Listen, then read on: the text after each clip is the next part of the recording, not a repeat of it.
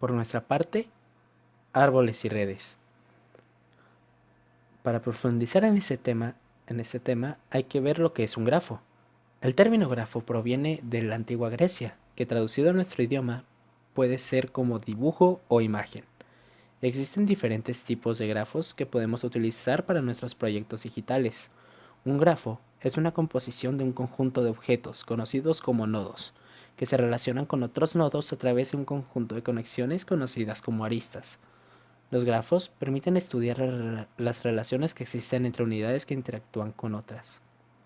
Un grafo, en su totalidad, es un par ordenado compuesto por vértices y aristas, donde en la gran mayoría de los casos los vértices son de cuantificación finita.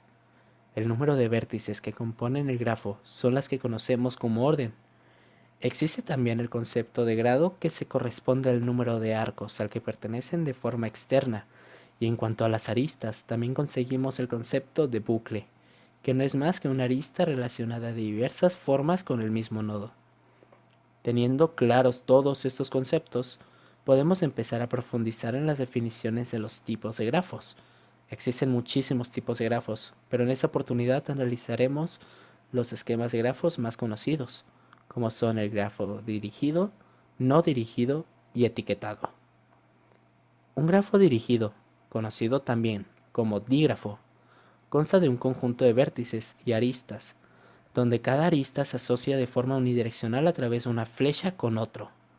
Por otra parte, los grafos no dirigidos son aquellos que constan de un conjunto de vértices que están conectados a un conjunto de aristas, pero no de una forma direccional. Esta clasificación es denominada como grafo etiquetado o grafos dirigidos con peso. Este tipo de grafos concentran aristas que pueden poseer información adicional, donde podemos reflejar nombres, costos, valores u otros datos. Ahora pasaré el turno a mi compañero Ricardo. Árboles en matemáticas discretas. Hay un concepto que tenemos que entender antes de iniciar con el tema, los cuales son los nodos. Estos son los conectores del árbol. ¿Cómo lo podemos ver reflejado esto? Bien, pues una de las características y por la razón por la que se le llama árbol es por la figura que se crea al momento de desarrollarlos. ¿Por qué? Este inicia con una raíz, el cual es el nodo principal o el que es el padre de todos los demás. Esto se ve reflejado debido a que de este que se van creando diferentes extensiones. Ahora, una de las características principales que tienen es que si un árbol no es vacío, entonces significa que tiene solo una raíz, es decir, que solo tiene un inicio. También se tiene que saber que la altura del árbol se mide con los niveles. Eso lo veremos más adelante. Todo nodo que no es raíz ni terminal u hoja se conoce como nombre del interior.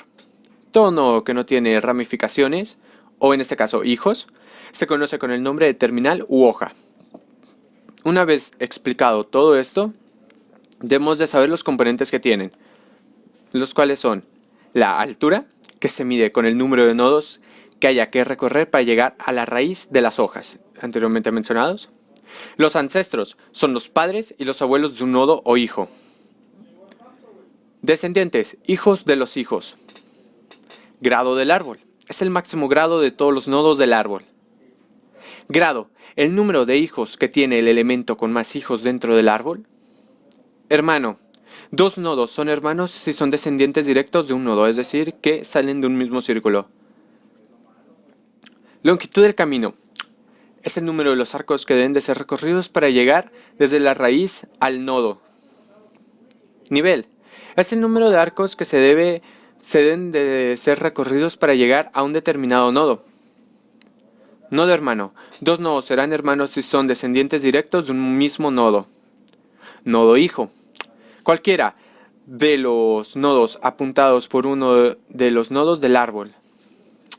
Nodo hoja, nodo que no tiene hijos, se llama hoja o terminal aquellos nodos que no tienen ramificaciones. Nodo interior, es un nodo que no es raíz ni hoja.